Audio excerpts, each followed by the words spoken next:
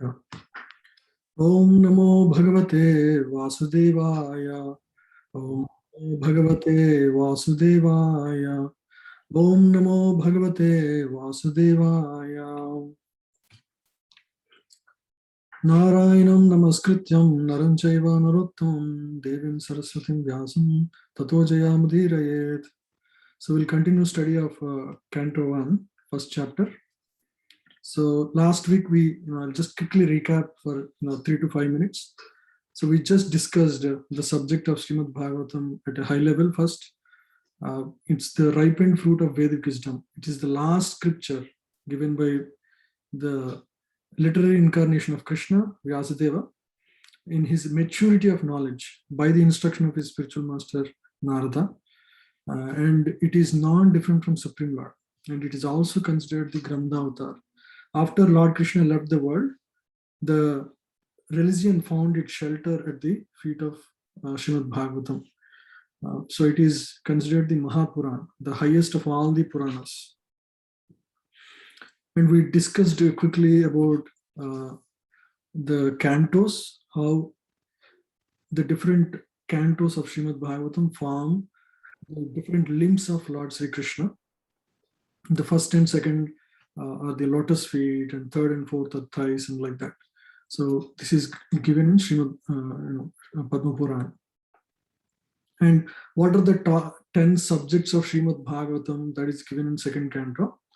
So the 10 divisions of statements are related to the subjects that are covered in Srimad Bhagavatam are creation, subcreation, planetary systems, protection of the Lord, creative impetus, the Manu history, and then signs of God, returning home back to God, liberation, and the Samambhanam. Anyway, this is just an overview. We will not discuss more in depth. We'll discuss when the time comes. The first two cantos are the foundation for the entire scripture, and they're considered as the lotus feet of the Lord. So we should approach them with a submissive spirit. And one should study this scripture in sequence starting from Canto 1. So the first canto primarily, it introduces the philosophy of Bhakti, Bhagavan, and also indicates about the Bhakta, and the prominent characters of first canto are given here. We discussed all of this. And then first 3 chapters, the definition of absolute truth, purpose of religion, glorification of Srimad Bhagavatam is covered. And this is all in first chapter. The 6 questions by the sages and their answers were covered in second and third chapter. These are other topics. Yeah, other chapters cover these topics. We'll not discuss now again. So the first verse is Sambandha Jnana. It gives Sambandha Jnana. It establishes what is absolute truth. The 7 characteristics of absolute truth were described in this. We'll not discuss again because we discussed it in depth last week. So we'll skip for now.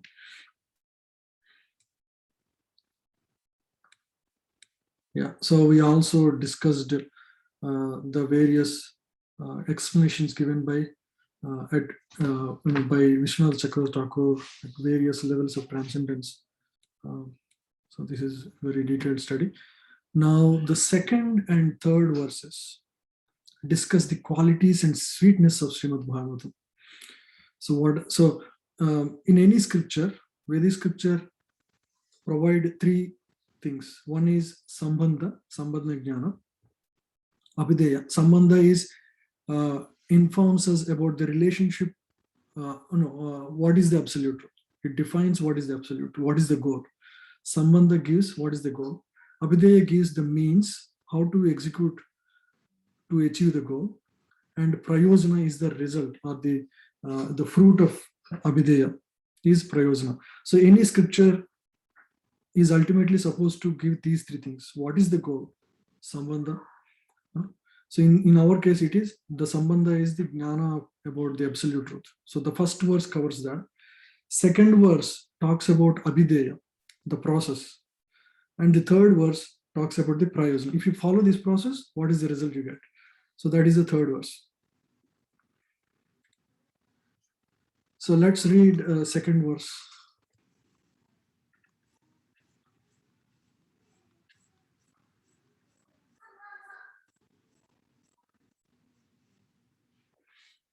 Dharma projidikaitamotra paramo nirmatsaranam satam Vedyam vastavam atra vastu sivadam tapatrayon mulanam Srimad Bhagavate Mahamunikrite kimva parai ishvara Syadhyo hridi avaridyatetra kritibi susrusubi takshanat. So this is a very powerful verse. So let's read the translation. I'll ask one of you. Can any one of you read the translation? Unmute yourself and read. Completely rejecting all religious activities which are materially motivated, this Bhagavata Purana propounds the highest truth, which is understandable by those devotees who are fully pure in heart. The highest truth is reality distinguished from illusion for the welfare of all. Such truth uproots the threefold miseries. This beautiful Bhagavatam, compiled by the great sage Vyasadeva in his maturity, is sufficient in itself for God realization. What is the need of any other scripture? As soon as one attentively and submissively hears the message of Bhagavatam, by this culture of knowledge, the Supreme Lord is established within his heart. So many important points here. So we'll just go one over the other. Dharma projid kaitabo. So dharma, as we know, the Purusharthas, dharma, artha, kama, moksha, right? The four Purusharthas. And then of course the Pancham Purushartha is the prema.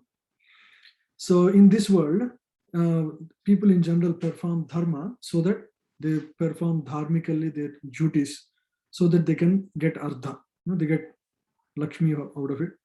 And once they get artha, what do they do with that? Use that money to actually gratify themselves, to fulfill their desires, kama. And when they get frustrated, while enjoying the fruits of their, the results, then they actually hanker after moksha, after frustration. So this is the cycle that the jiva goes through all the time in the material existence. But Srimad Bhagavatam, generally scriptures cover various dharmas that one can perform where one can get artha and therefore can enjoy kama. Right? But Srimad Bhagavatam completely rejects this kind of kaitava dharma. It calls it kaitava dharma. So in the Srimad Bhagavatam, you will never anywhere find, okay, perform this puja so that you can enjoy this kind of fruit. So that is all kaitava dharma. It gives the highest dharma. Right? So it doesn't cater to such kind of needs in this book. Even not only what to call of the regular punya karmas, it even rejects other paths of perfection like karma yoga, jnana yoga, dhyana yoga. So all these other paths are there are so many slokas that reject completely any other path that that one may follow to achieve perfection, because it clearly establishes bhakti as the supreme truth.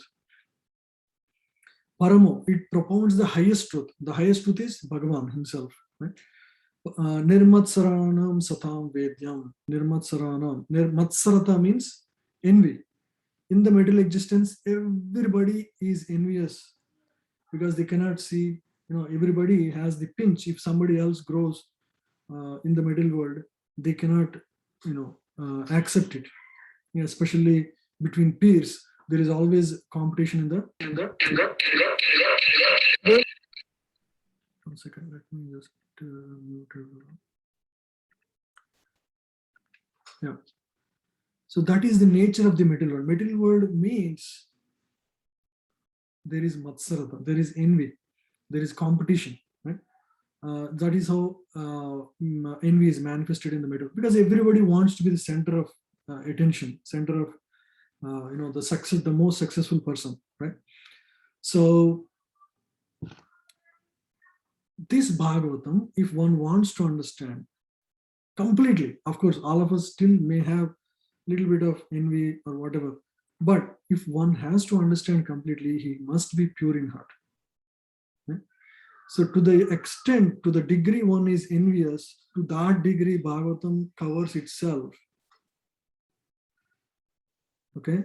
So in general, in the middle world, if you want to become, expert in some area, you can go study the book. The content of the book has nothing to do with the character of the person. Anybody can master any material science, material knowledge, material engineering skill sets. But in the spiritual knowledge, especially Bhagavatam, it completely blocks. One cannot understand or fathom the wisdom of Bhagavatam if his character is malicious, his character is impure, his heart is not pure. One may still get something, and in the process, one may get purified, but to really understand the essence of Bhagavatam, one has to be pure at heart. So envy is a disqualification. Envy is a disqualification to assimilate Bhagavatam. Just like a person who is envious cannot enter Vaikuntha. Nobody can enter Vaikuntha when he is still envious. Because in the Vaikuntha, everybody wants others to succeed them. Right? There is this third canto, beautiful sloka in third canto. So Mandar Kunda Kurabhotpala Champakarna Punnaganaga Bakulambuja Parijata Gander Chite Tulasik Kabarina Tasya Yasmis Tapa Sumanaso Bahumanyanti. Yeah, please read one of you.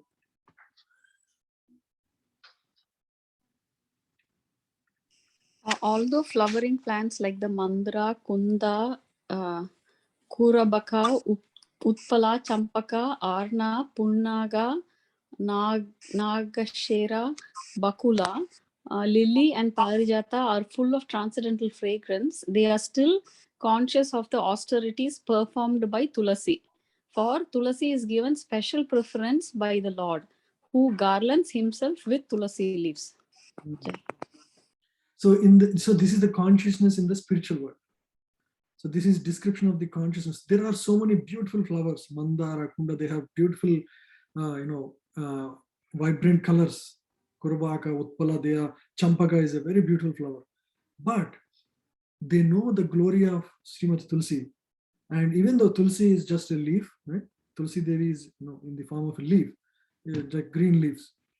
But they all know the glory of glory and the austerities performed with Tulsi, and so they actually acknowledge that they are very happy that Tulsi Maharani is getting the attention. So this is the consciousness in Vaikuntha.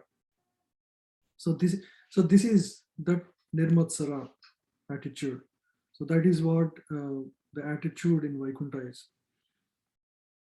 So the same mood exists in Goloka. Even, for example, Radharani and gopis, when they serve Krishna, suppose when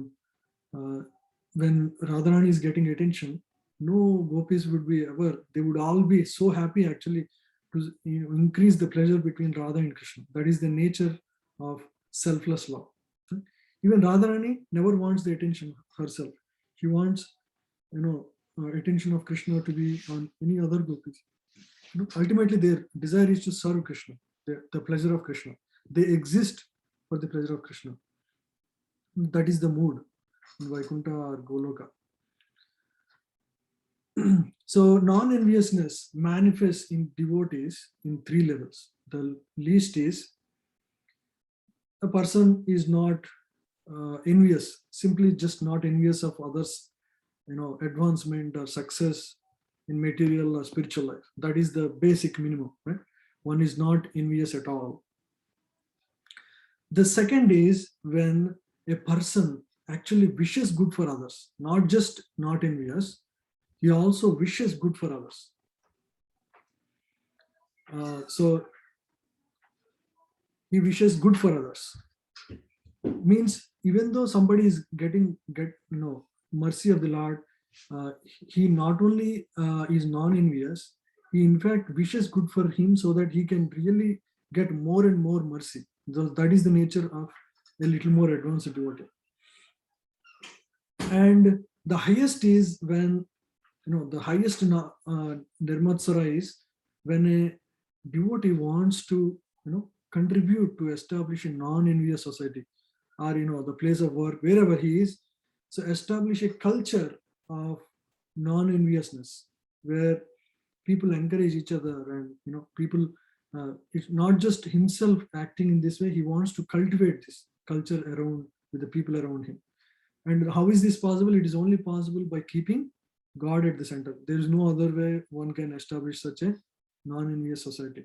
So that's exactly what Srila Prabhupada has done. So he established ISKCON society and the satsangs, where the devotees can behave in a or replicate the behavior of Sri Vaikuntha in the material world itself. Yeah. And how can one become non-envious is very important to understand. The only way one can become non-envious of anybody else is, first thing is, he has to become non-envious of Krishna. Right? So first thing is to practice to become non-envious of Krishna. One may wonder, how can I be envious of Krishna? But that was the original root cause that we all now exist in the material existence. Because the reason is, everyone wants to be the controller and the enjoyer. That is the nature. That is the, that's a symptom that one is actually envious of Krishna. So one has to come to the platform of pure love for Krishna. That is the reason we want to study Bhagavatam. We want to develop that love for Krishna. Once you become non-envious of Krishna, you will naturally become non-envious of everybody else around you. That is a natural concomitant result. You don't need to put in any effort on that direction. It's a natural byproduct. Okay, so the goal is to develop that love, the true spontaneous love for Krishna and Krishna Katha, and so that will bring us to this platform of Paramo Nirmatsarana. Yeah. And then Vastavam Atra Vastu, this Bhagavatam distinguishes the highest reality from illusion. It very clearly, once you study Bhagavatam, you will never be confused about what is the highest goal. What is the reality, what is illusion, that you will never be confused about, because Krishna would be completely established in your heart. If you, systematically and thoroughly study the scripture, there will not be any confusion about what is reality. And it brings the highest welfare for everyone. Right? There is no need for any other kind of world organizations to bring peace and auspiciousness. This is the best way to become Krishna conscious. Tapatrayon Moolanam. You have a question, Prabhu? Shall we complete this verse and then take? Yes, Prabhuji. Please go ahead. Yep. Tapatrayon Moolanam. It uproots the threefold miseries. So in the middle world, everybody goes through the three kleshas. Adi Bhautika, Adi Daivika, Adhyatmika. And why these happen? Generally, one will suffer only because, of course, there is external suffering, but one will suffer internally primarily because one wants to be the enjoyer and controller. Otherwise, if he has no expectations of whatsoever, he will never be suffering. And what does Bhagavatam help us with? It actually gives the consciousness to handle it. It means that when you study Bhagavatam, it doesn't mean that you will not go through any difficulties in life. You will, as per your karma, you may go through the challenges of life like usual, like whatever you are supposed to, whatever you are due for. It does not remove the difficulties or challenges of your life, but it gives you the consciousness to handle it. It prepares you to handle it. It makes you see with the right consciousness, with the right wisdom. That way you can, not only go through the challenges, you can come out successfully and become more and more devoted to Krishna in the process. It actually gets you closer to Krishna. Right? So a devotee, an advanced devotee especially, can see all kinds of difficulties, challenges, and miseries as stepping stones for getting closer to Krishna. For example, we all hear about Chitraketu Maharaj. Yeah? Chitraketu Maharaj was a great devotee. He has access, went to, he goes once where Lord Shiva was discoursing on bhakti. And while he was discoursing, he was having Parvati Devi on his lap. And so Chitraketu was a little bit, he tried to suggest Lord Shiva. To his level, that is, that's a little high because Lord Shiva is at a higher, he's a higher position. So to which Mother Parvati gets upset and she curses him. And, in that he goes through, the curse is that he becomes a demon, Trasura. It's a, but amazing thing is through all this pastime is Chitraketu was not really disturbed. Imagine Mother Parvati cursing a person, and because his intention was pure, he actually whatever suggestions he was trying to give to Lord Shiva was out of duty or out of concern for him. It's not out of false prestige or anything like that. So he was genuine in his suggestion, but however, it was not very pleasing to Mother Parvati, and she curses. At that time, he speaks this sloka: Narayana parasarve akuttaschana bhavyati swargapavarga narakesva apitulyartha darshaniya. So yeah, can you read, Aman Prabhu? Yes, Prabhuji. Devotees solely engaged in devotional service of the Supreme Personality of Godhead, Narayana, never fear any condition of life. For them, the heavenly planets, liberation, and hellish planets are all the same. For such devotees are interested only in the service of the Lord. So for a pure devotee, it doesn't matter whether he is in hell or heaven, whether he is in a liberated state or conditioned state. No material condition does not stop him because he's above all of them. His consciousness is always fixed at the lotus feet of the Lord. So imagine right after cursing, he speaks this verse. That is his consciousness. Swargapavarga narakesha. It doesn't matter whether I'm in Swarga, Naraka, it doesn't matter. As long as the only fear the devotee has is, may I not forget the lotus feet of the Lord. So that is the only fear the devotee has. Otherwise, he has no other fear. So from that, we can see how the material miseries are not a concern for the advanced devotee. And a person who studies Bhagavatam gets to that consciousness. That is the promise of Srimad Bhagavatam. Similarly, Parikshit Maharaj. We all know the history will come a little later. But Parikshit Maharaj, for a small mistake of, he was tired, he's just, keeps a dead snake on the, on the neck of a rishi, and rishi's son gets upset and he gets a complete curse of death right away. And even then, he's not confused, bewildered, not questioned, no counter cursing, nothing. He is a pure devotee. He responded by actually taking shelter of Shukadeva Goswami and hearing Srimad Bhagavatam. So that is the way a devotee responds. He is not disturbed. None of the miseries of material existence will ever disturb an advanced devotee. So they're all Mahabhagavatas. They're all Bhagavatas. They are completely thorough with the understanding of. They know exactly. No, this is the best thing for Krishna. For me, that is the reason Krishna gave me or put me in this situation. So that is the clear-cut understanding. They're never wavered from that understanding. Similarly, Srila Prabhupada, he struggled so hard, even in India, while trying to establish Krishna consciousness. Nobody was taking. He was not disappointed. He knows, because this is the desire of my Guru Maharaj, this will be fulfilled. And with that consciousness, he goes. He goes to West, and at an old age, in a very, without any money, he goes and establishes.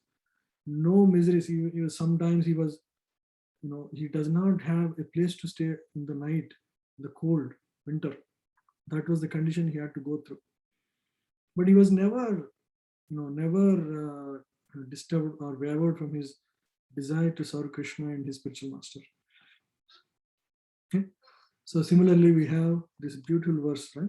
10th canto, Brahmaji prays after Brahma Vimochan Lila. He speaks this. He knows exactly. Brahmaji is our Sampradaya Acharya. Tattenu kampam susumikshamano munjanevatma kritam vipakam hridva vipavir vidadhan namaste jive tayo mukti pade sadhaya bhak. Yeah. Can anybody read? Yes, Prabhuji. My dear Lord, one who earnestly waits for you to bestow your costless mercy upon him, all the while patiently suffering the reactions of his past misdeeds and offering you respectful obeisances with his heart, words, and body, is surely eligible for liberation, for it has become his rightful claim. So a devotee who actually has this kind of consciousness, just patiently, all the things that are happening in my life, the miseries, sufferings, if he accepts as the reactions of my own past deeds, whatever comes on him, he never thinks, oh, I'm a devotee, why is Krishna is not taking care of me? He never complains with it. He takes them as reactions of my own past deeds. In fact, by the mercy of Krishna, all these difficulties have come down. That was the consciousness of such a devotee. And for such a person, liberation is his rightful claim. Right after his lifetime in the material existence, liberation is waiting at his doorstep to take him back to God. All that he did was, he just was, completely surrendered to Lord, never complaining, never, accepting everything that comes in his life as his own past, misdeeds, reactions of past misdeeds. So those are all some of the points I have for this. Yeah. Let's. Yeah. Mahamuni Krite, this scripture was given by Vyasadeva. And when did he give? In the maturity of his knowledge, maturity of his God realization is the last word of his, the last scripture that he gave. And because it is given by the greatest incarnation, literary incarnation, and the last knowledge given, there is nothing that is going to bestow anything better than this book. And so it is sufficient for God relation. There is no other. Kimva Parayer Ishvara. What is the need of any other scriptures? There is no need of any other scriptures. Once a person studies Bhagavatam thoroughly and understands in the right mood, Bhagavatam will bestow everything. So this is the consciousness of Srila Prabhupada also.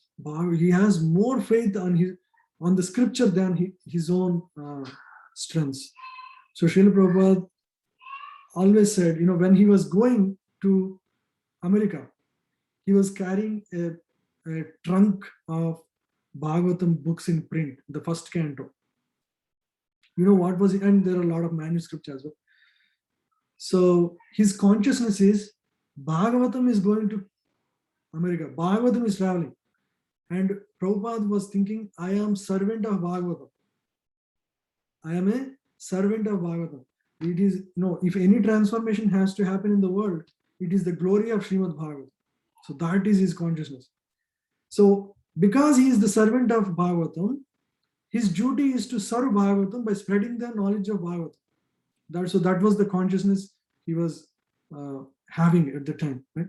So that is the humility of an Acharya, world Acharya, who is compared to the likes of Ramanujacharya, Madhvacharya in the current times.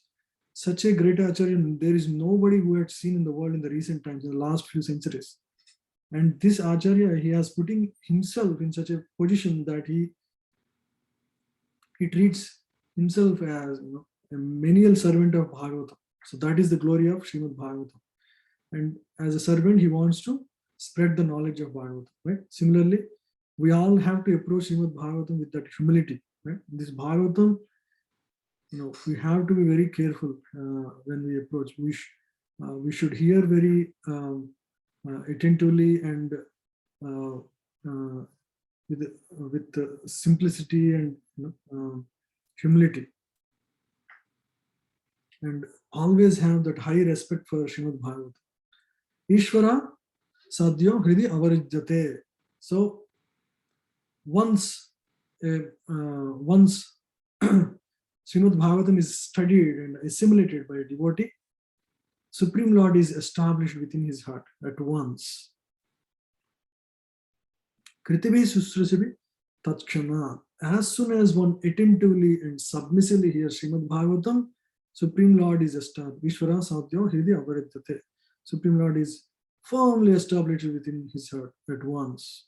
So the most important is, it's not about, oh, I know Canto 1 now, I have I got an overview of everything, all the stories. It's the approach in which you approach it. That is the most important thing. The consciousness in which you approach it. Always keep it in a high pedestal. Always keep that in mind, right? So that is when, because Bhagavatam is not material book, it is Krishna himself. So when we are hearing Bhagavatam, or when we are reading Bhagavatam, when we are discussing Bhagavatam, that culture of respect towards that scripture has to be maintained. One should never think that I know already, I don't need to read this. I read this only for exams. No, it's not one of those books. Okay. If you approach like that, the Krishna reciprocation also, you may get a score or something, but that's how our understanding will be. We won't realize the promise of Bhagavatam that it gives, right? So we should very carefully study here and assimilate this message with humility and sincerity. Let's read the third verse.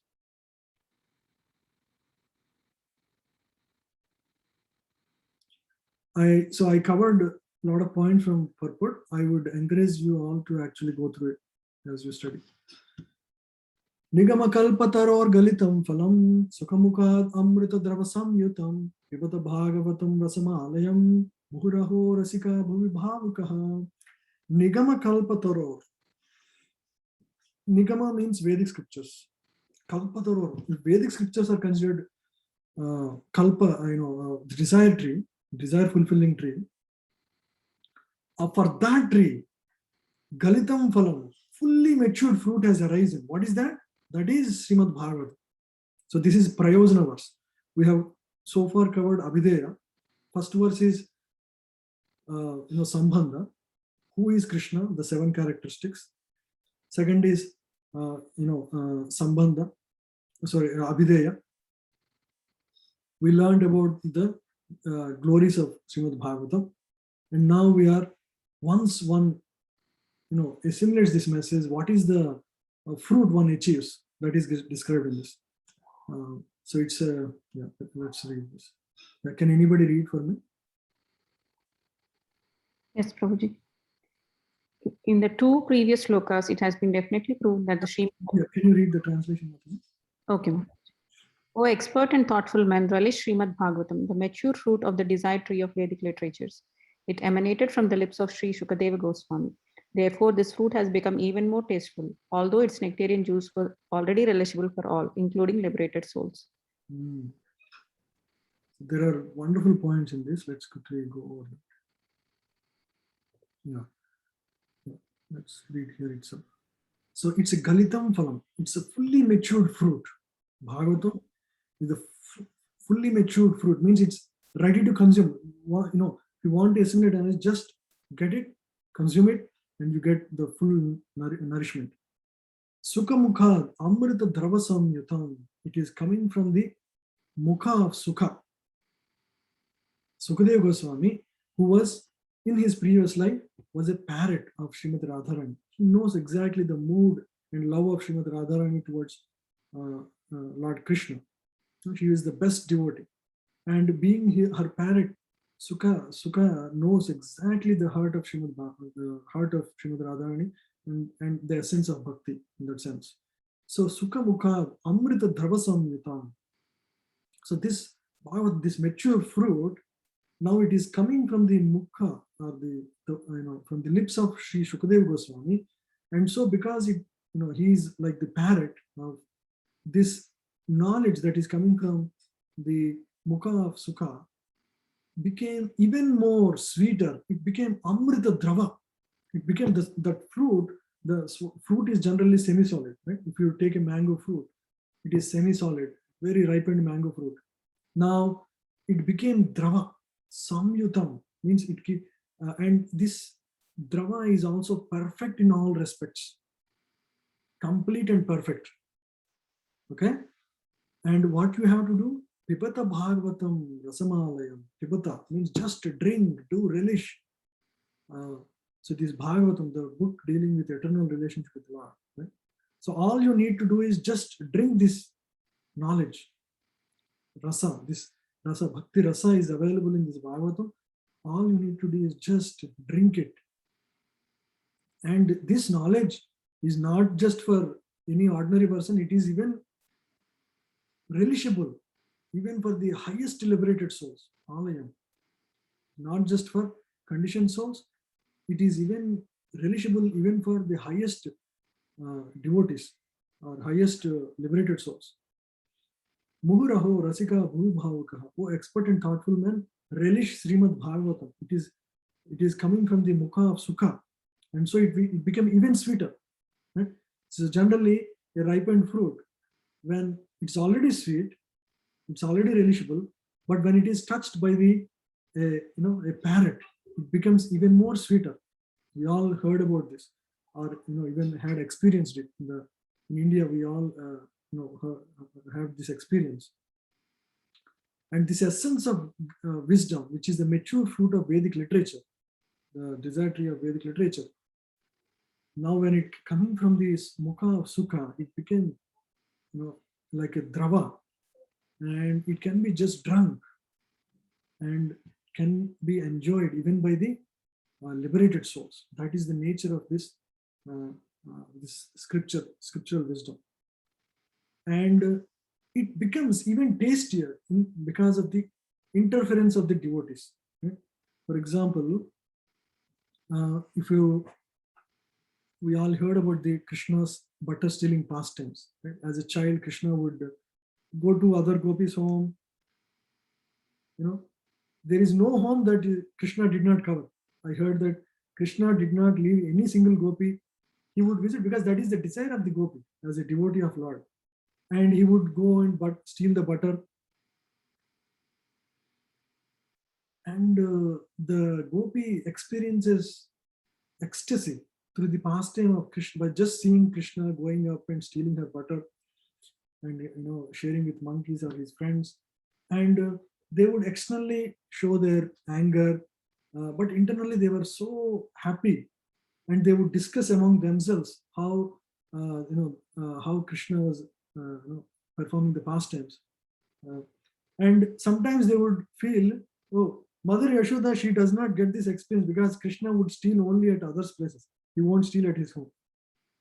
So how will she experience this happiness that we are experiencing?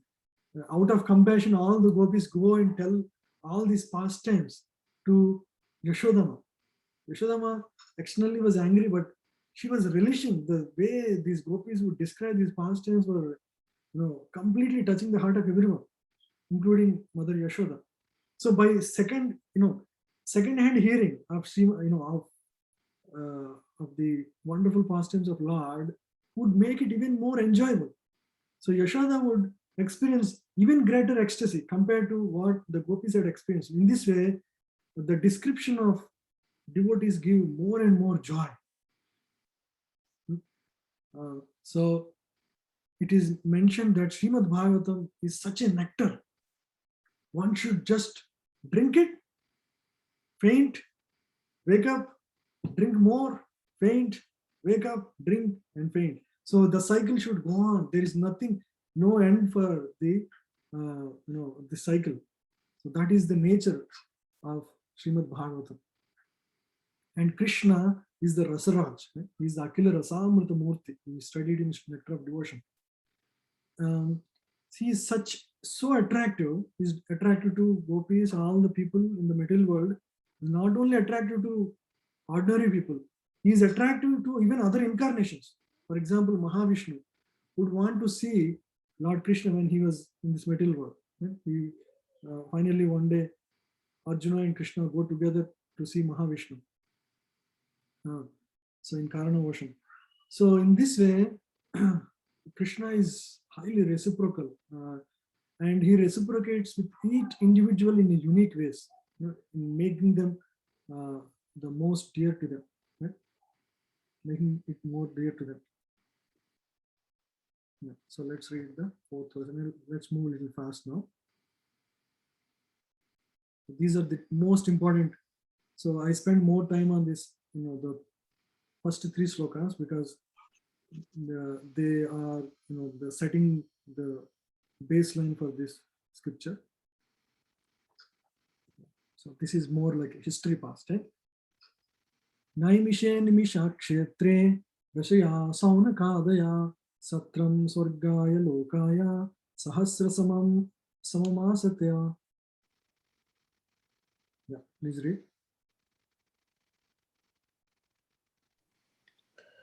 Once in a holy place in the forest of Naimisaranya, great sages headed by the sage Shonaka assembled to perform a great 1,000-year sacrifice for the satisfaction of Lord and his devotees. So Naimisharanya is a forest. It's an epicenter for the existence for the material world actually. So it's a very auspicious to perform yajna at that place, and it will yield quick results. So there are many great sages who all assembled to perform great sacrifice. And what is the period for which they want to do this? For 1,000 years they want to do.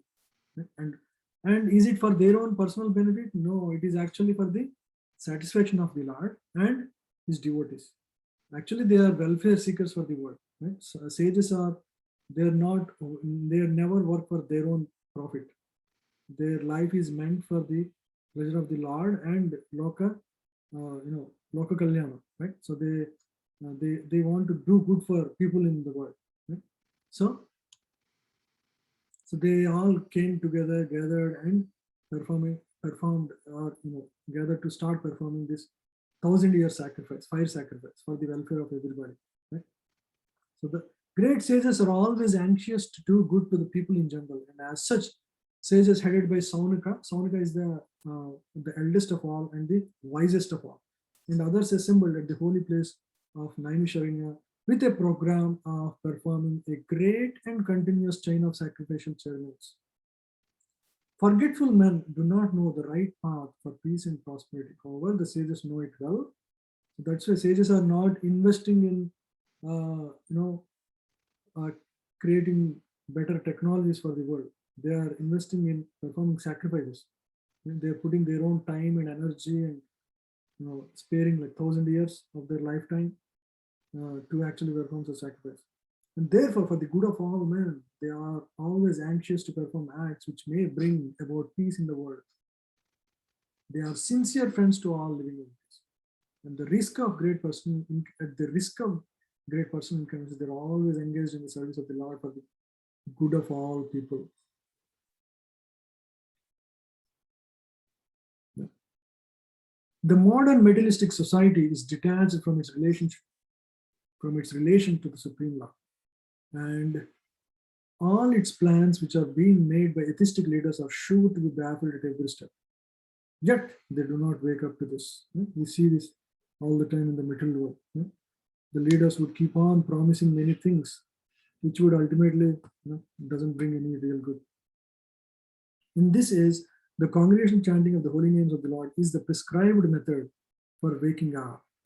The ways and means are most scientifically presented by Lord Sri Chaitanya Mahaprabhu, and intelligent persons may take advantage of his teachings in order to bring about a real peace and prosperity.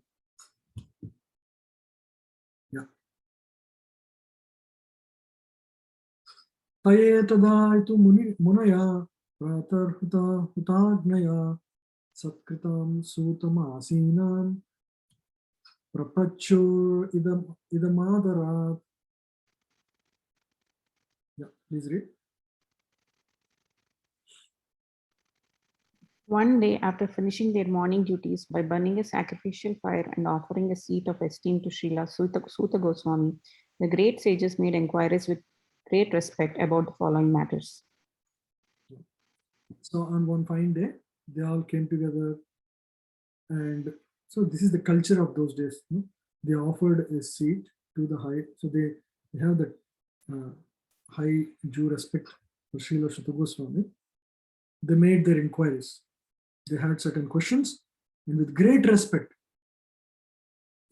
they know this sage can answer these queries. Right? This is the spirit in which a devotee approaches his authorities to actually guide them. It's never in challenging spirit, but with great respect.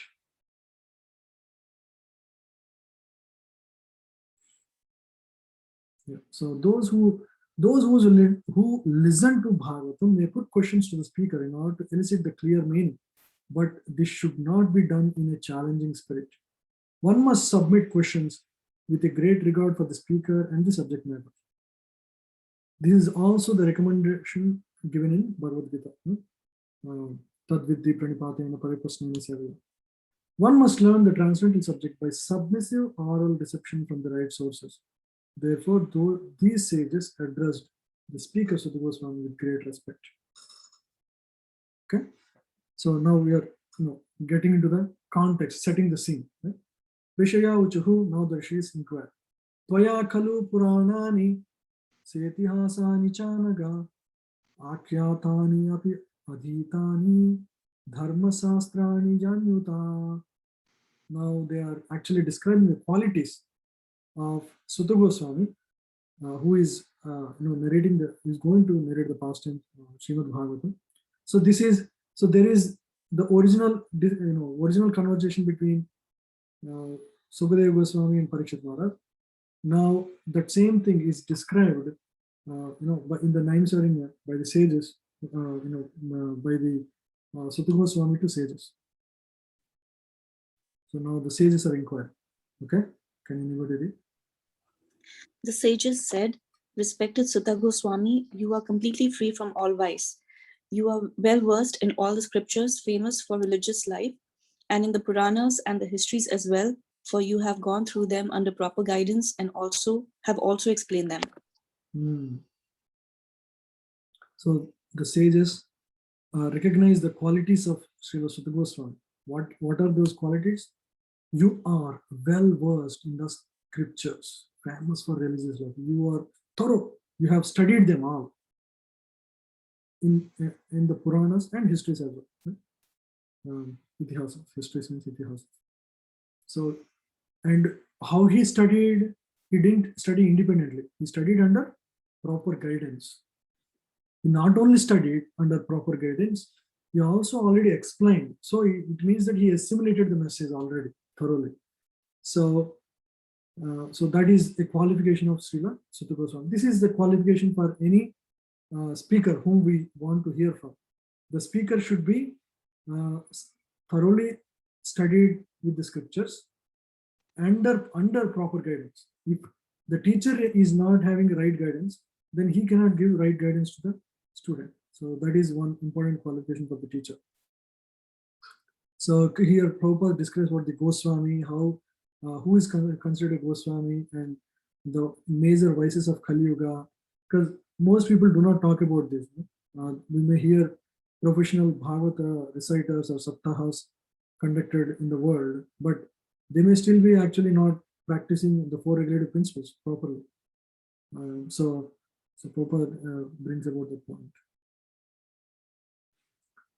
Yani Veda Vidam Sreshto Bhagavan Badarayana Anye Cha Munaya Suta Paravara Vido Vido. Yeah, please read. Being the eldest learned Vedantist, O Suta Goswami, you are acquainted with the knowledge of Vyasadeva, who is the incarnation of Godhead. And you also know other sages who are fully versed in all kinds of physical and metaphysical knowledge. Now here they describe another quality of Srila Sutta Goswami. So you are acquainted with the knowledge of Vyasadeva. Vyasadeva is considered the highest authority of Vedas. And Sutta Goswami, in the same line of teachers, he actually assimilated this knowledge that is given by Vyasadeva. And he's fully versed in all kinds of knowledge. This is a qualification. Because now it is talking about the him following in the parampara. Yeah, so Prabhupada describes about Vedanta Sutra, how Bhagavatam is considered the natural commentary of Brahma Sutra or Vedanta Sutra, because Vyasadeva gave Vedanta Sutra as his final wisdom. After giving that, the only thing that he gave is Srimad Bhagavatam, and both of them start with the same sloka. And so in that sense they are correlated, and that is the reason, especially in Gaudiya Vaishnavism, we consider Srimad Bhagavatam is a natural commentary of Vedanta Sutras. We don't need to. So generally, every school of Vaishnava school or even other schools of thought, they actually have their own tika of Vedanta Sutras. So they need to provide an explanation of Vedanta Sutras as per their conclusions, as per their Siddhanta. Our Gaudiya Vaishnavas, for a long time, they haven't had one. The reason was Vyasadeva was a pure devotee of Krishna, and he gave this Srimad Bhagavatam right after Vedanta Sutra. So what is the need for writing another commentary? Because Vedanta Sutra and Srimad Bhagavatam talk about the same thing. And they consider Srimad Bhagavatam as the natural commentary of Brahma Sutras.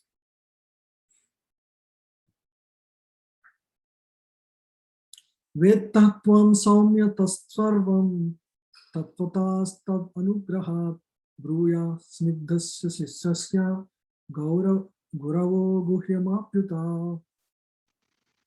Yeah, please read.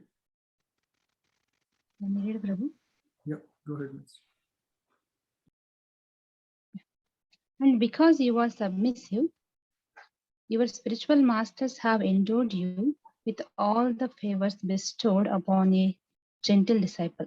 Therefore, you can tell us all that you have scientifically learned from them. Of all the qualities described in the last two verses, this is considered the most important. What is it? You are very submissive to your spiritual master. Because Bhagavatam, the knowledge of Bhagavatam, we can study on our own or we can, hear, but the revelation doesn't happen until we are bestowed the mercy upon us. We need the blessings to really realize this knowledge. This is not like another scripture, another book, we can read it and get the knowledge. We may get the outline story, we may be able to speak about it, but bhakti will not arise in your heart.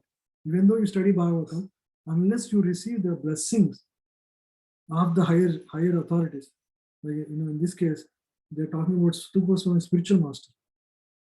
Because you are submissive to the spiritual master, they are very pleased with your attitude, and so you are bestowed the blessing to understand the essence of religion, and you are a gentle disciple. So gentility and submissiveness, these are like ornaments for a devotee. Humility and submissiveness and gentle behavior, these are like ornaments of a Vaishnava. Right? So as soon as one has these attributes, they can thoroughly understand this wisdom and assimilate and be able to actually achieve pure devotion to Krishna. Therefore, you can tell us that you have all that you have scientifically learned from it. Okay? So far, quickly, we'll just. So in the 6th verse, the 3 verses that describe and glorify the quality of Sutta Goswami.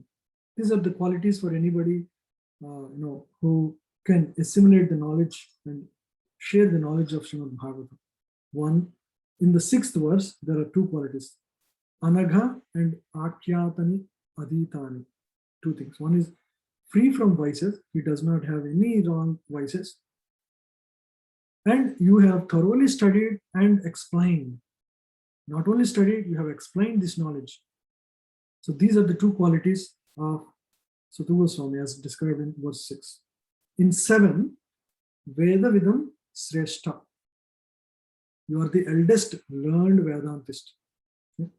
Of the assembled sages, he is the most learned and he is the eldest. Naturally, he is the leader of all of them. And 8th verse talks about two other qualities, which are the most important qualities. Even though a person is, oldest and studied everything, right, is free from vices, he may still not receive the mercy and blessings if he does not please his spiritual master and the authorities. Right? So Saumya and Snigdhasya, gentle, pure and simple, and submissive spirit. So these are the most essential spirit to speak or even to understand in assembly. Bhagavatam. Yeah, so that is it. Now we are moving to the next section. So we'll go a little faster now. Tatra tatra yasma bhavata yad vinishchitam pumsam ekantata sreya tanna samsitum arhasi. Yeah. Okay, go ahead. Yeah, Prabhuji. Please, therefore, being blessed with many years, explain to us in easily understandable way what you have ascertained to be the absolute and ultimate good for the people in general. They're asking the question because you are the most qualified person. Now actually the questions to the questions by the sages. The sages would ask 6 questions starting with this verse. So this is because Suta Goswami, you are well versed in all the scriptures. You know everything that is needed. But we are interested in the welfare of Kali Yuga people. They are very short-lived. They have so many. It will come in the next verses. So give us the most essential principles that will help people in general. And the good is the absolute and ultimate good. So give that, give the knowledge about that. Give the essence, because the disqualifications are mentioned in the next one.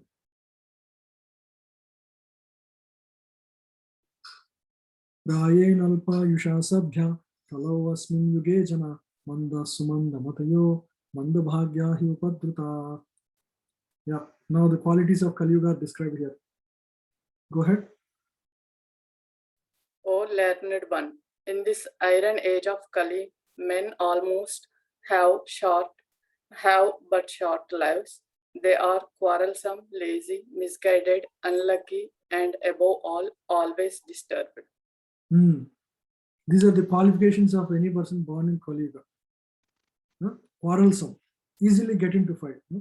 It's some misunderstanding, there is a fight. And then lazy.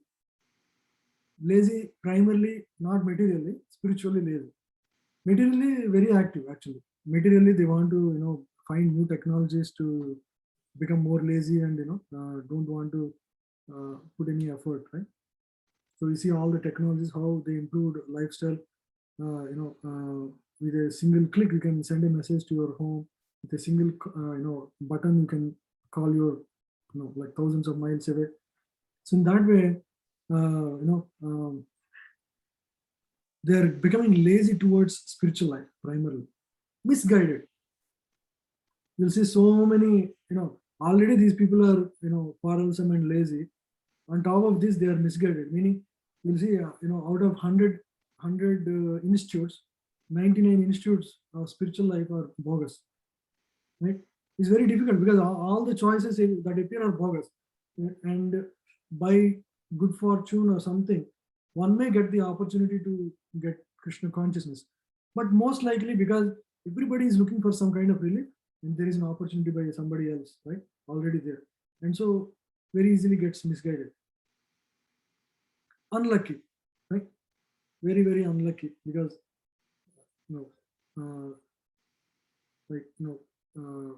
everybody is trying to exploit each other, right? Government is trying to extract taxes everywhere. Like the life is, the competition is so high. You may work very, very hard, but still you may not get the seat you want or whatever. Right? So people are in general very unlucky. Out of 100 people, maybe 2 people succeed, 98 people mostly fail. So that is the way of life. And above all, always disturbed because they're always anxious. Their desires are never fulfilled properly, and so they're always disturbed. So these are all the qualities of people of Kali Yuga: quarrelsome, lazy, misguided, unlucky, and disturbed. Thing is, if suppose somebody is not quarrelsome, not lazy, they're very nice, but still they may get misguided, right? Or maybe still unlucky. Out of this, even one of them may disqualify them from achieving the Krishna consciousness or bhakti. So in this way, they are very, very misfortunate. Very few rare souls actually embark on the path of spiritual life seriously and advance spiritually, because there are so many ways one can get misguided or lose track. Yeah, so that's why that is the nature of Kali Yuga, the time we are born. Yeah, so that is further described by Prabhupada very nicely here.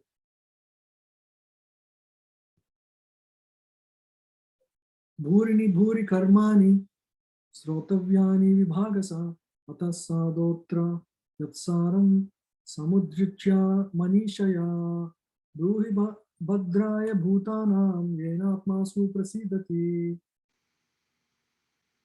Yeah, please read. There are many varieties of scriptures, and in all of them there are many prescribed duties, which can be learned only after many years of study in their various divisions. Therefore, O sage, please select the essence of all these scriptures, and explain it for the good of all living beings, that by such instruction their hearts may be fully satisfied. Yenatmasu prasidati. So they want some knowledge that is to be given to all these people that will completely satisfy them, and put all the essence of all the scriptures in one wisdom and give it to us. Because says you are as good as Vyasadeva, you have received the blessings of your acharyas, and you have studied all the scriptures of Vyasadeva. You know the essence of everything. So give us the essence of everything in a way so that the conditioned soul of Kali Yuga, they can, their hearts become completely satisfied with this knowledge.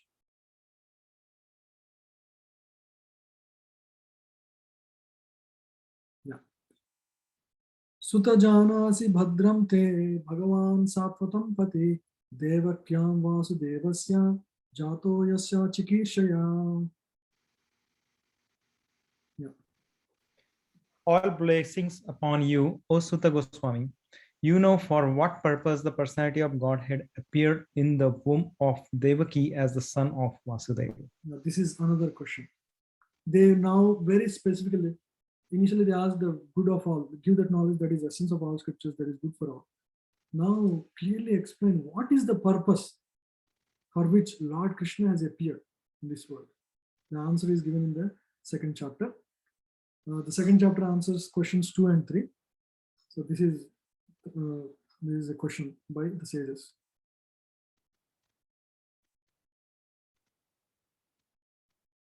Bhadramte, blessings upon you, indicates the sage's anxiety to know the absolute truth from the speaker. Lord Sri Krishna, the Supreme Personality of Godhead, appeared to Devaki, the wife of Vasudeva. Vasudeva is the symbol of the transcendental position wherein the appearance of Supreme Lord takes place. Vasudeva. Tanna susru samananam ahasi anganuvartinam yashavataro bhutanam khemaya cha bhavaya cha. O Sutta Goswami, we are eager to learn about the personality of Godhead and his incarnations. Please explain to us those teachings imparted by previous masters, acharyas, for one is uplifted both by speaking them and by hearing them. Yeah. So now they are also asking about the incarnation, various incarnations of Supreme Lord. First they asked about Lord Krishna and why he appeared. Now they are asking about the various incarnations of Lord. So they acknowledge that Lord Krishna is the original Lord, and they want to know about his guna avatars. This is specifically, Jiva Goswami says that this is specifically Lord asking, the devotees are asking for the guna avatars. The guna avatars are, what are the guna avatars? Anybody? Mahavishnu form. Right? Mahavishnu, the three Garbhodakshay Vishnu, Shirodakshay Vishnu, Mahavishnu. Yeah, the three. So the incarnation that deal with material energy. Right? So the incarnation that deals with material energy. So that is this. Yeah. So by doing that, one will be uplifted by speaking them and by hearing them. So that is the result of it. So by hearing about the incarnations of the Lord, one would be uplifted. In the case of Sutta Goswami and the sages of Naimisharanya, all these conditions are fulfilled because Srila Sutta Goswami is in the line of Vyasadeva, and the sages of Naimisharanya are all sincere souls who are anxious to learn truth. So this is a perfect combination of a very good teacher and a very good disciple. And so knowledge transmission is perfect. Okay? So Sutta Goswami comes in a line of teachers coming from Srila Vyasadeva, and he has assimilated all the wisdom, and he is very humble and gentle, right?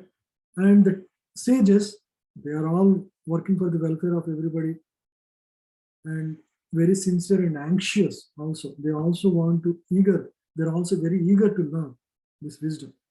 So there is a perfect combination of a teacher and a student here.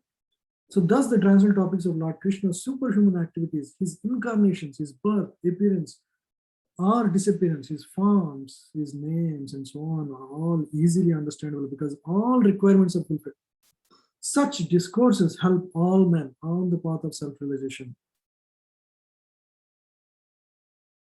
Apannah samsritam ghoram jannama vivasogrinam tata sadhyo vimuccheta yadbhiveti swayam bhayam. Yeah. Living beings who are entangled in the complicated meshes of birth and death can be freed immediately by even unconsciously chanting the holy name of Krishna, which is feared by fear personified. See, the sages are already wise, very wise. So they are talking about the glories of holy name. So this is like the pastime of Azamila, right? Azamila, all his life he was sinful, but unknowingly he chanted the name of Narayana towards the end of his life, and immediately the Yamadutas could not do anything further. For all his sinful activities, he should have been taken to Narakloka right away. But just by chanting the holy name at once, he was relieved from the fear personified. So that is the glory of holy name. Yeah.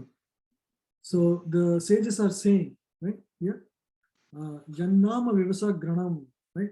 One can be completely liberated from by the even unconscious chanting of the holy name of Krishna.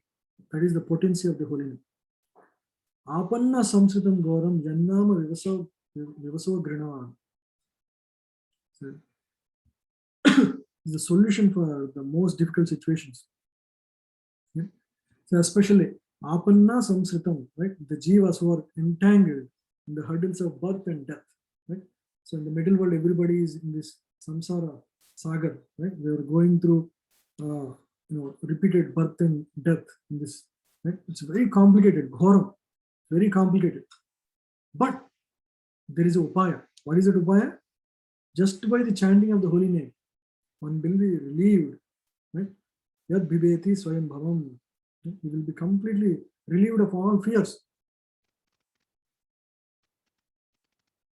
The potency of the holy name. Even in 6th canto, there is description of how Yamaraj tells to his assistants, whoever chants the holy name, do not even touch their, do not even go anywhere near them. So we can all relate to it. Yeah. Oh, quick question. Fear personified. Who is that? Death. Oh, okay. Yeah. So, and so everybody, that is the most fearful thing for anybody in the middle world. And the Almighty Vasudeva has empowered his name with the powers of his personal self. Holy name is as good as Lord himself. Right now, we may not realize because we are still impure. But when you realize, even when you utter the word Krishna, your heart will be melting in ecstasy. That is the potency of the holy name.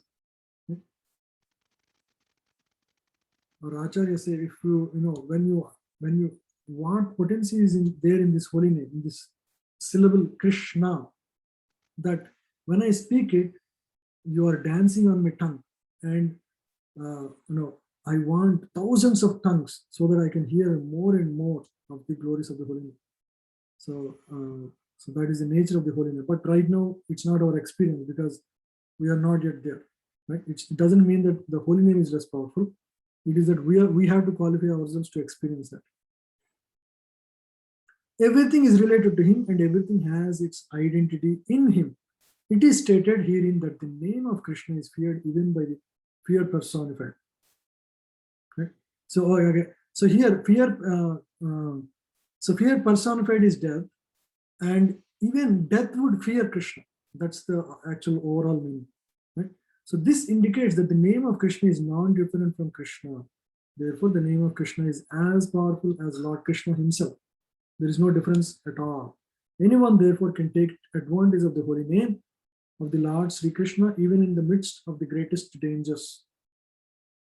The transcendental name of Krishna, even though uttered unconsciously or by force of circumstances, can help one obtain freedom from the hurdle of birth and death.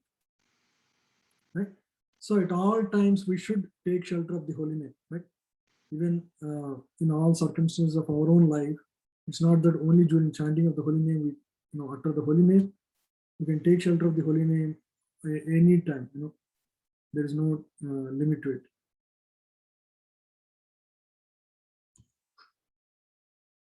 Yatpad samsaya suta munaya prasaman yana sadhya punanti upasritya swadhupi apo anusevaya swadhuni apo anusevaya. Yeah, please read.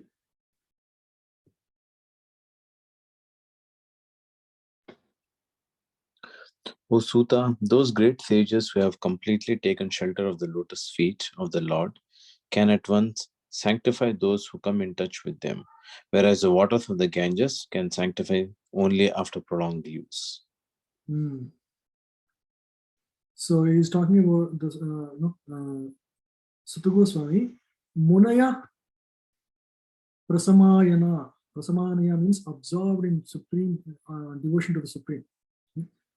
So the devotees of the Lord are so great that,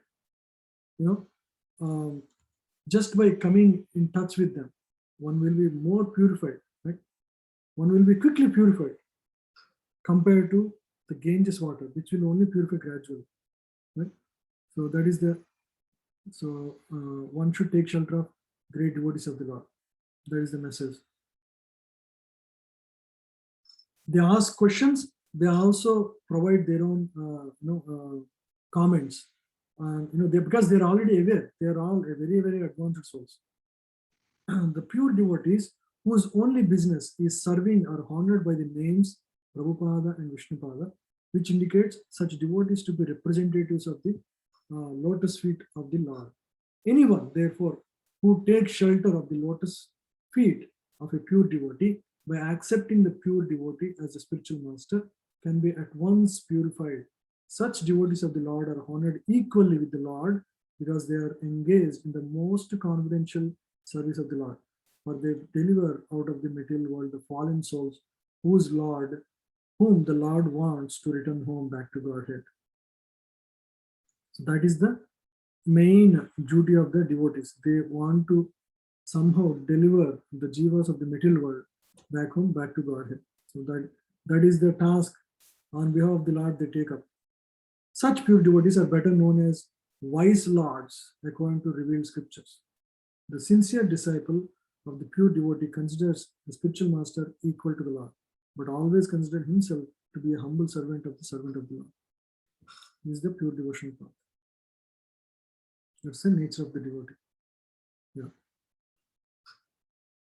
Kova bhagavatastasya punyaslokedya karmana suddhi kamona srinyuyat yasha khali malapaham.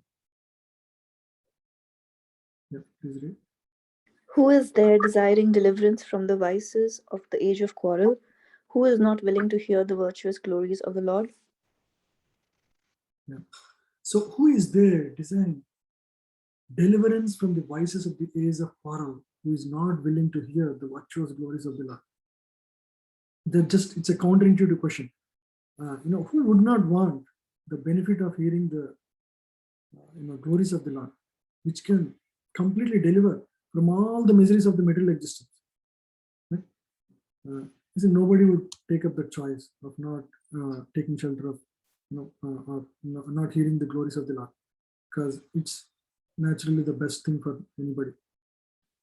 The age of Kali is the most condemned age due to its quarrelsome features. Kali Yuga is so saturated with vicious habits that there is a great fight at the slightest misunderstanding, quarrelsome. Right? Those who are engaged in pure devotional service of the Lord, who are without any desire for self-aggrandizement, and who are freed from the effects of fruitive actions and dry philosophical speculations, are capable of getting out of the estrangements of this complicated days. The leaders of the people are very much anxious to live in peace and friendship, but they have no information of the simple method of hearing the glories of the Lord. Nobody in the current world knows about this secret. On the contrary, such leaders are opposed to the propagations of the glories of the Lord. Today we see in Bangladesh there is such violence against devotees, right? Because they have no clue about the glories of the Lord. In other words, the foolish leaders want to completely deny the existence of the Lord. In the name of secular state, such leaders are enacting various plans every year, only to take away from God, people from God, because so that they can become the controller. But by the insurmountable intricacies of the material nature of the Lord, all these plans for progress are being constantly frustrated. So many plans get frustrated all the time. Yeah. They have no eyes to see their attempts at peace and friendship are failing. So I read some purports, not like in full, where I found myself very interesting, but there may be many other points as well besides what I read. So I encourage everybody to read all the purport. But whatever I found very interesting, I just highlighted. So they have no eyes to see that their attempts at peace and friendship are failing. But here is the hint to get over that hurdle. Right? So one should hear the glories of the Lord. If they hear that, they can get out of all the vices of the age of quarrel or the material world in general.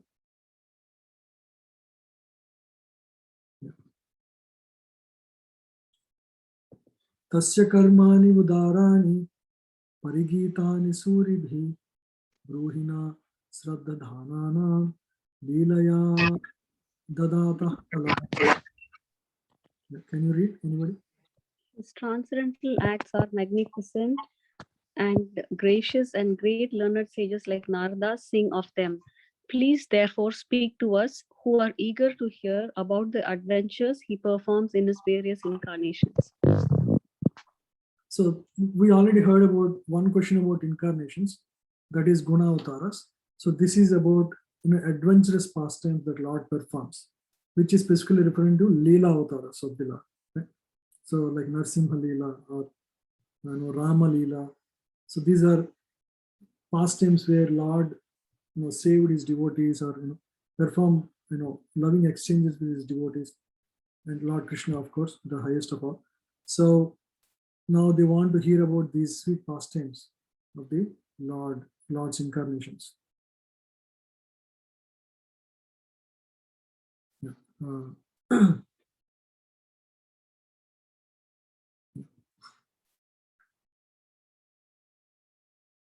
atah kya hi harer dhiman avatara kata subha leela vidadada swairam Iswarasyam Iswaratma Mayaya, sorry. Yeah, can you read? O wise Sutta, please narrate us the transcendental pastime of the Supreme Godhead's multi-incarnations, such auspicious adventures and pastimes of the Lord, the Supreme Controller, are performed by his internal powers. So the various pastimes of the Lord, transcendental pastimes of the Lord, they want to hear, because devotees, experience great bliss in hearing about the pastimes of the Lord. They want to hear more and more. They are never satisfied. Right? So these pastimes, Svairam, Iswarasya, right? The Supreme Controller, the Lord's pastimes are always pleasing to the hearts of the devotees. So they want to hear more and more, so that they are assured of the protection of the Lord, assured and reassured. For the creation, maintenance, and destruction of the material world, the Supreme Lord personally appears in many thousands of forms of incarnations. And specific adventures found in these transcendental forms of all auspicious. Both those who are present during such activities and those who hear the transcendental narrations of such activities are benefited. Not only those who are present at the time of performance, even those who are hearing about them experience a very similar transcendental ecstasy by hearing these pastimes. That is the nature of the pastimes of the Lord. Yeah, so they exhibit the potency of the Lord. And why does Lord come and perform these pastimes? Anybody? Why Lord comes and performs these pastimes? Sometimes to glorify his devotees. In some pastimes he does it. The main Prabhu, to protect Dharma. Prabhu, to attract the devotees. That is true. That is true. Each one Those are all relate external reasons. Those are all external reasons. What is the main reason? To give association to the devotees, Prabhuji. The devotees are always anxious. They want to see Lord. Just to fulfill the desire, because Lord is, Vatsalya. He loves the devotees. He showers love upon his devotees.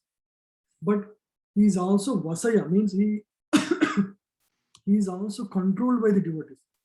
Okay, impersonalists may become one with Lord, but the devotees actually control the Lord. They are even superior to the Lord, because, and you hear from 10th canto when you come there, Lord says, I don't know how to even pay them back. You be happy the way, with your devotion service. I cannot pay you back. So that is the predicament Lord himself puts himself in. So Lord himself feels that he cannot reciprocate with the pure love of the devotees. And in that sense, he is Vashaya, he becomes controlled by the devotees. Okay, so if devotee wants, like Advaitacharya wanted, so Lord came, like that. So, devotees even control the Lord. Vayam tuna viprayama uttama shloka vikrame achrinvitam rasajnanam swadu pade pade.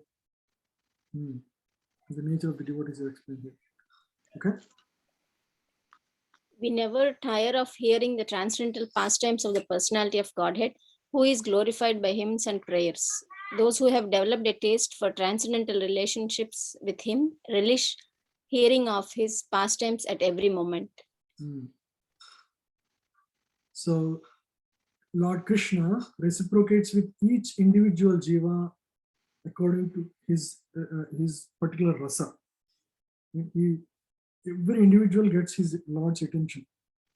Right? So everybody, as they develop their love raga for Supreme Lord, so those who have developed a taste, means those who develop a raga, means spontaneous love for Krishna, they would experience transcendental bliss in that relationship with Lord. They're always relishing about hearing about the pastimes of the Lord, right?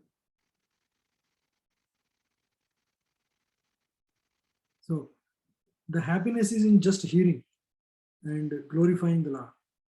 Again and again, it's the same thing. Again and again, again and again. People are never tired. Generally, any material subject, if you suppose you're studying some engineering subject, if I ask you to read again and again, you will be bored, right? After some time, maybe like once you become very familiar with the subject, you're done. You don't want to read it again. But Bhagavatam is not like that. The more you read, the more you want to read and hear. So that is the nature of Srimad Bhagavatam. For example, anyone may read Bhagavad Gita or the Srimad Bhagavatam repeatedly throughout his whole life and yet find in them new light of information. That is the experience of all of us. Every time you read a purport, you get a new point. Oh, this point is there, I never realized. Because Krishna is reciprocal. As you approach it, Bhagavatam reciprocates. Bhagavad Gita reciprocates accordingly. So mundane news is static, whereas transcendental news is dynamic. Even the transcendental message is dynamic. In as much as the spirit is dynamic and matter is static. Those who have developed a taste for understanding the transcendental subject matter are never tired of hearing such narrations. One is quickly satiated by the mundane activities, but no one is satiated by the transcendental devotional activities. Uttama Sloka indicates that literature which is not meant for the science. Uttama Sloka means Lord himself. Mundane literature is in the mode of darkness or ignorance, whereas transcendental literature is quite different. Transcendental literature is above the mode of darkness, and its light becomes more luminous with progressive reading and realization. The more one advances spiritually, the more clarity one gets while reading the scripture. The so-called liberated persons are never satisfied by the repetition of the words of Aham Brahmasmi. Such artificial relation of Brahman becomes hackneyed. And so, to relish real pleasure, they turn to narrations of Srimad Bhagavatam. So, Bhagavatam is the most relishable thing. Those who are not so fortunate turn to altruism and world. So it's by good fortune one gets in touch with devotees, learns about Bhagavad Gita and Bhagavatam and studies it. Otherwise, we are not qualified. For example, in Kali Yuga, nobody is really qualified to study and learn and practice bhakti, because bhakti is given. Bhakti is never acquired through qualification. It is, we all got it because of the mercy of a devotee. Somebody at some point felt kind on us. They extended themselves through with their time, energy, and by giving us prasadam and making us qualified to receive more, right? So in that way, we all got it. So it's all fortune, good fortune. Yeah. Kritavan kila karmani saharamena keshava atimatyani bhagavan Buddha kapataman shaha. Yeah, please read. Lord Sri Krishna, the personality of a godhead, along with Balram, played like a human being, and so masked performed many superhuman acts. Buddha kapata manushaha. He came just like a human being, but he is actually masked. He's not like another human being. He's a Atimatyani, superhuman. Right? He's Atimatyani Bhagavan. He's the Supreme Lord himself. But he masked like another human being and played like a human being. But his activities are superhuman. They're attracting the hearts of all the people when he was here. So they all know the position and the glories of Lord Krishna. Yeah. So there is a nice description of glories of Lord's pastime here. So everybody experienced a specific relation with Lord that is mentioned here. So for example, Yashoda and Nanda Maharaj, they experienced the parental love with Lord. Yeah. Yeah. As such, the sages of Naimisharanya describe him as apparently resembling a human being, but actually he is the supreme almighty personality of Godhead. That is the question of Lord Krishna. Yeah. Kalim agatam ajnaya kshetresmin vaishnave vayam asina dirgha satrena katayam sakshana hare. Yeah, please read. Well, that the, knowing well that the age of Kali has already begun, we are assembled here in this holy place to hear at great length of transcendental message of Godhead, and in this way perform sacrifice. So they want to perform sacrifice through hearing. And primarily because the age of Kali has started. The regular sacrifices will not be any more effective. The best sacrifice for Kali Yuga is Yajna Sankirtanai. So the hearing of the Lord, the message of Lord, transcendental message of Godhead, is the right message for the Kali Yuga.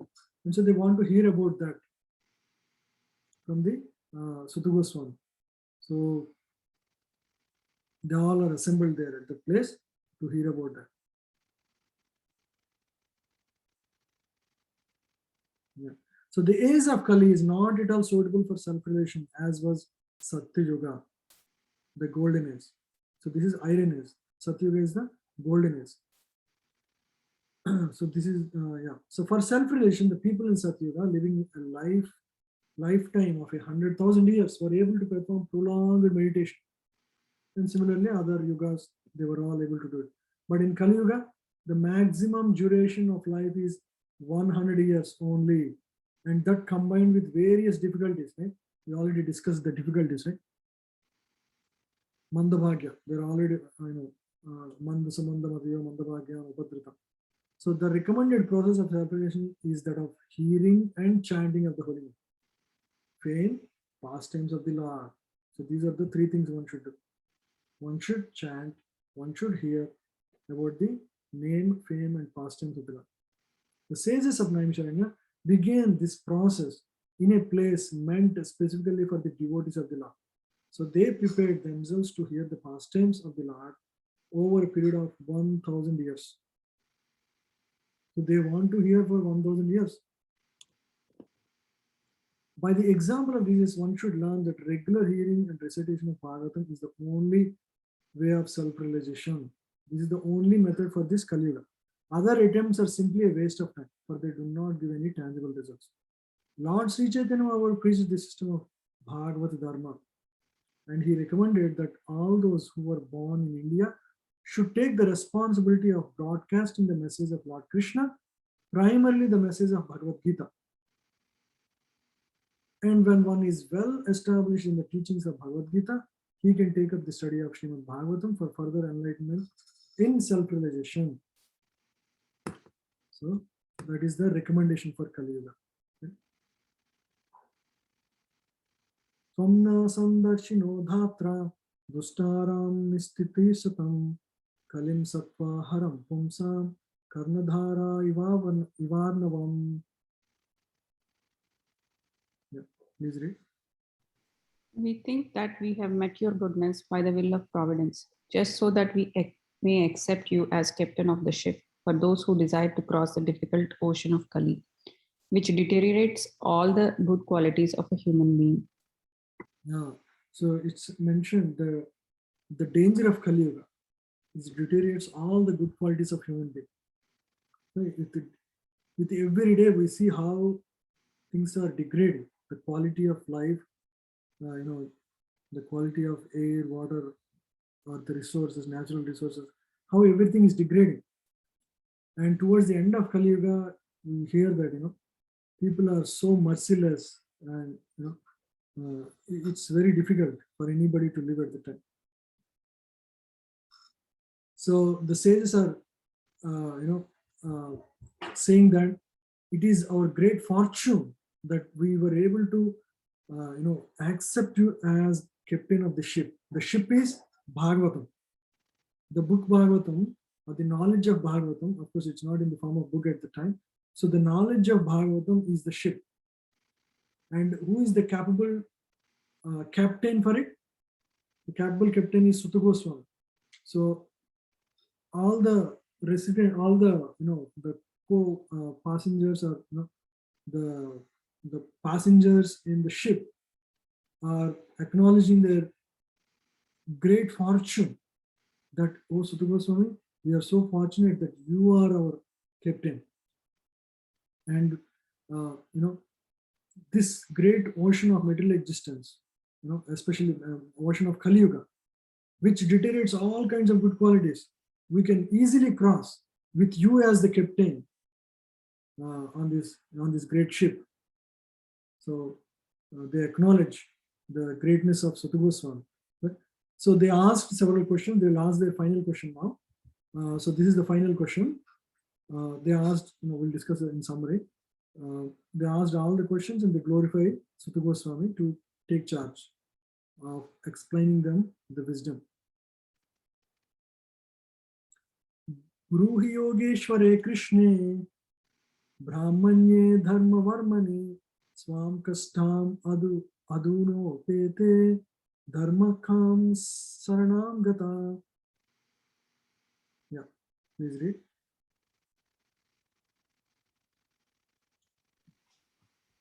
Since Sri Krishna, the absolute truth, the master of all mystic powers, has departed for his own abode, please tell us to whom the religious principles have now gone for shelter. Where did all the religious principles have gone now? So what is the shelter for current age?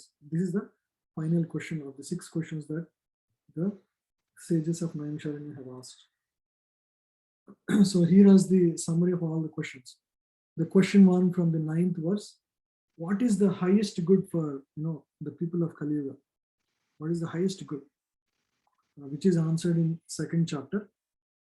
And then the second question is, what is the essence of all the scriptures? Because you are well versed in all the scripture, you can give the full knowledge of all the scripture, but we want the essence because of the characteristics of Kali Yuga people. They are short-lived, they are misfortune, and so many vices they have. So we want the essence of all the scriptures. Okay? What is the highest good? What is the essence of all scriptures? And thirdly, what is the purpose of Lord Krishna's appearance in the family of Nanda Maharaj? What is the purpose of Lord's appearance? And then we want to hear the various incarnations of Gunavataras of the Lord, Purushavatas, Purushavatas, the Purushavatas of the Lord. And then we want to hear about the various Leela pastimes of the Lord. That is the 5th question. And finally, the last question we just read. So where did religion take shelter after Lord Krishna's disappearance? Because Lord Krishna has left the world, will the world be left without any shelter? Will the religion have no shelter now? The answer is that the shelter is in Srimad Bhagavatam. The religion took shelter of Srimad Bhagavatam. So one who studies and practices the principles of Srimad Bhagavatam, he actually is sheltered at the feet of Krishna. Okay? So these are the 6 questions by the sages. I very quickly covered the last 6 questions. We'll discuss more about this in the next chapter. In the next chapter, we'll have the devotion service, the answers by Sutta Goswami. That will be very interesting. Okay, so thank you all for attending. Do we have any questions now? Prabhu, I could not answer you. Aman Prabhu, do you want to ask now? Yes, Prabhuji. I had a question regarding the, one of the first slides you had regarding how to get rid of envy. Sure. Yeah.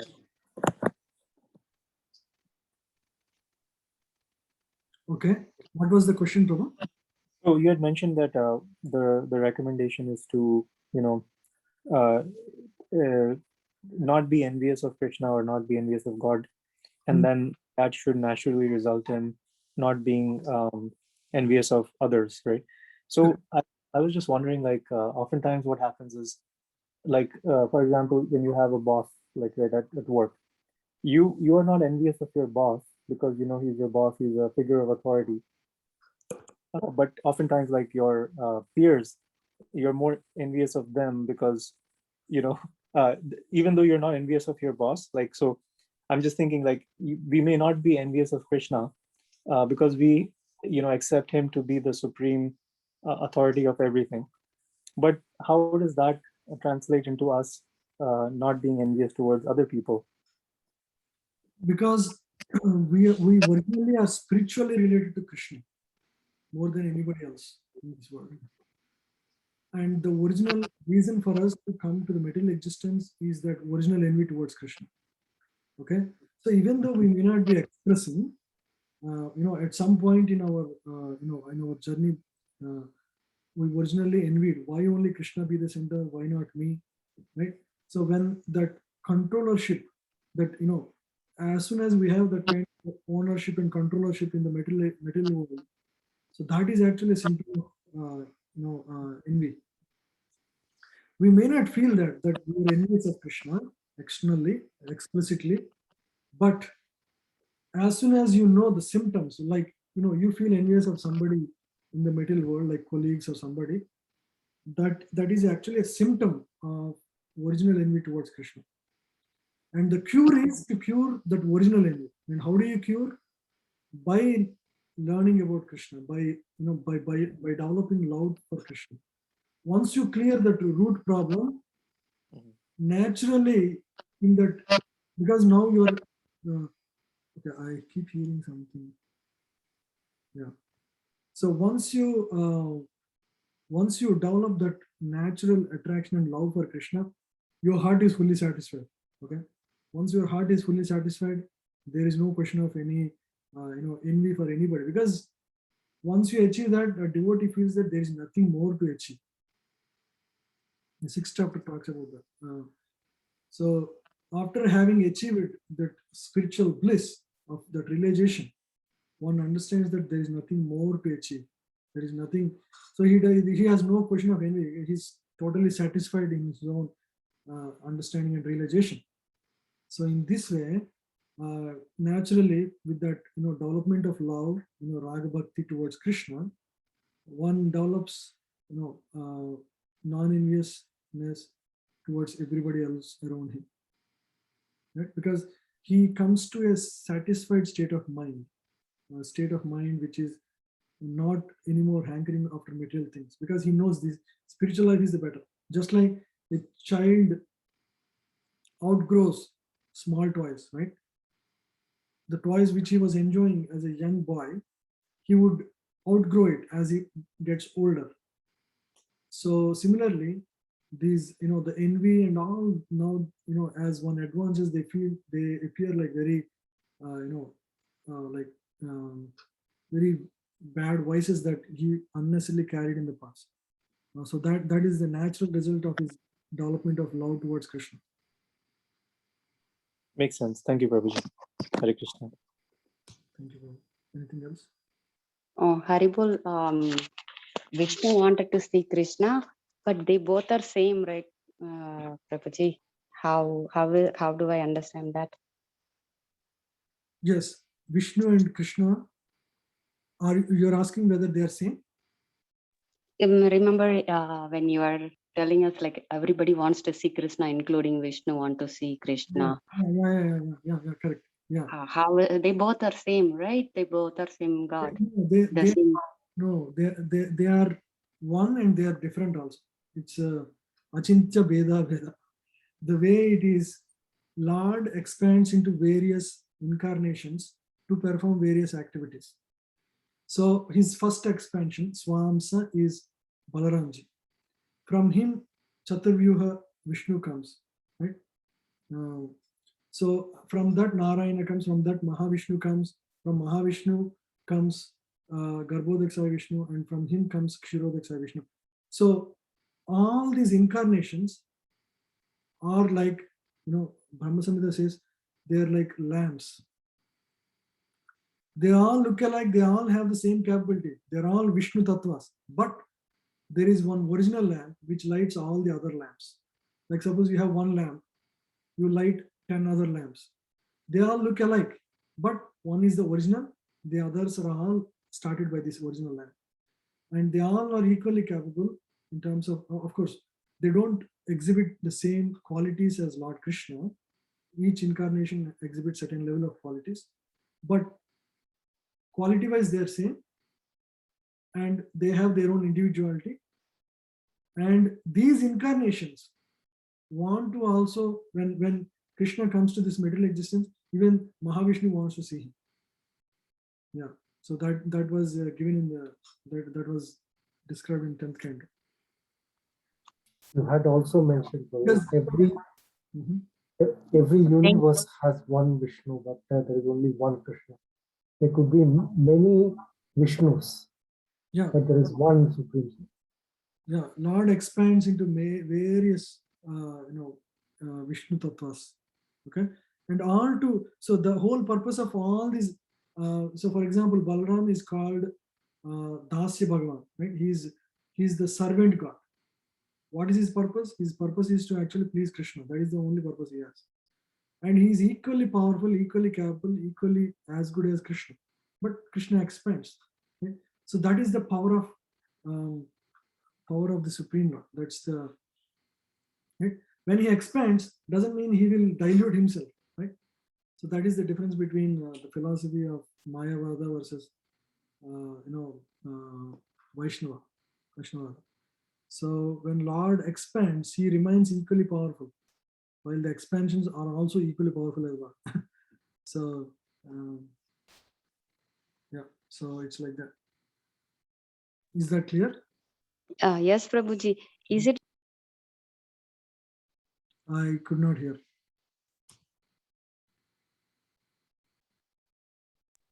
like Krishna is the original? Is that same for all?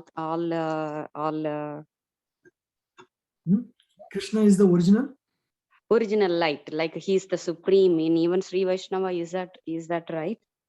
Yeah, everybody. I mean, whoever accepts Bhagavatam and all the scriptures, they should know that Krishna is the supreme, original Bhagavan. Yeah. Okay. So we'll read in second chapter how Krishna is the original incarnation. Okay. Yeah, second chapter. Okay, so I think we went a little fast today. We covered the entire first chapter. Okay, so if there are no questions, we'll end here. One question. The sages of Nimisharanya, they were all very elevated, but they're still asking these questions. Are they asking for the benefit of the mankind, or is there any other intention behind they asking these questions to Sutta Goswami? Okay, so the intention behind, so they all know the best thing, but they are from a different age. They know the vices of Kali Yuga. Even though sometimes we know the answer, we still inquire to get a perfect answer from teachers, correct? So, and they acknowledge also, Lord Krishna is the Supreme Lord, but still they want to hear more and more, one for their own more clarity, and they also want any future people to actually learn from this, right? It's also for the benefit of humanity. It's both. Yeah. Okay, so we'll end here. Thank you very much. And okay, by the way, next week we won't have morning class. We will have in the afternoon at 2:30. 2:30 to 4. 2:30 to 4 Sunday afternoon.